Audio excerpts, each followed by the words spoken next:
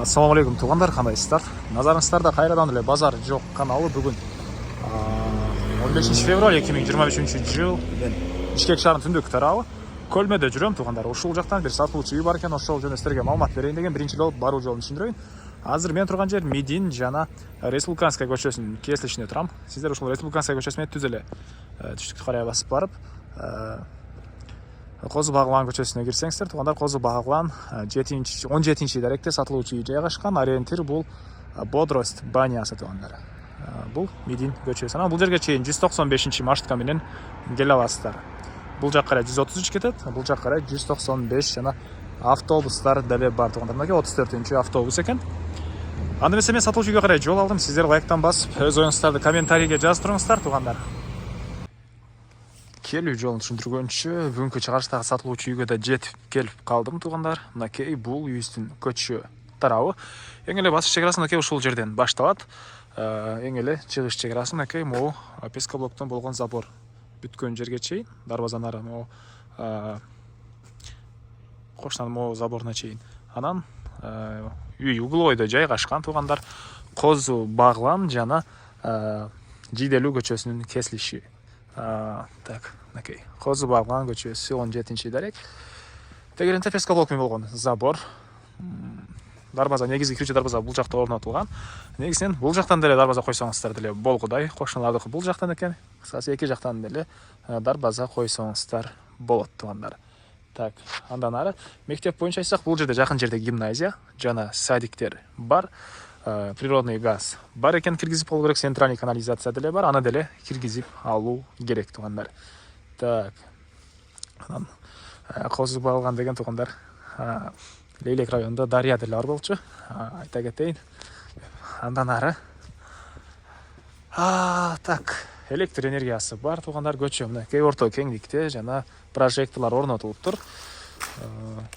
Бул мына негизги кирүүчү дарбазасы. Бирикпейми калган маалыматты берейин. Мына бул сатылуучу үйдүн короосу. Жердин аянты 5 соток. Документтер боюнча кызыл китеби бар экен. Тех паспорту деле бар. Бул жакта узун турасы 11ге 9 болгон чоң үй, стенасы бышпаган кирпич жана бул жакта эски там бар экен, кичине эскирээк. Бул үйгө караган салыштырмалуу. Буга чейин квартирада жашаган жана күз айында үйгө элер бир аз ички тарабын ремонт кылам деп, ошондон суук түшүп калып калган учуру.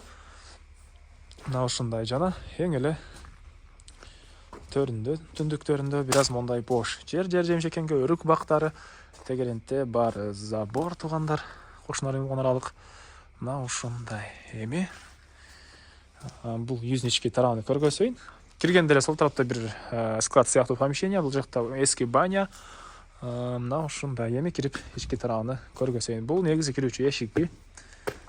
Түз эле кирсеңиздер, мондай прихожка, ички тараптан раковина орнотулуп, суу чыгарылган.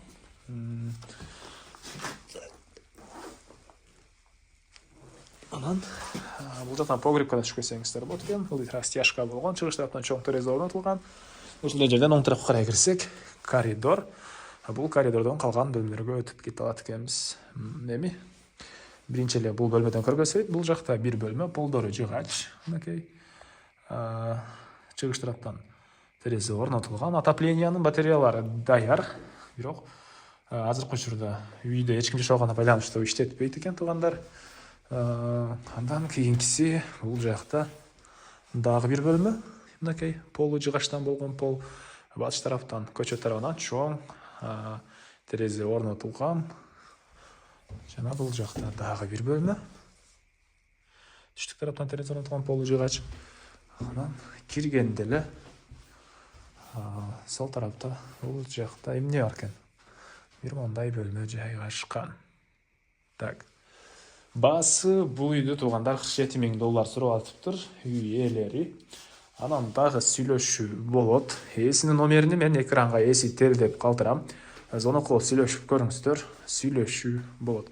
Анан достор менен, группалар менен бул видеону сиздер бөлүшсөңүздөр, мага бул үй ээсине чоң жардам берген болосуздар. Анда эмесе мен сиздер менен коштошом. Кийинки чыгарышка чейин туугандар, саламатта калыңыздар.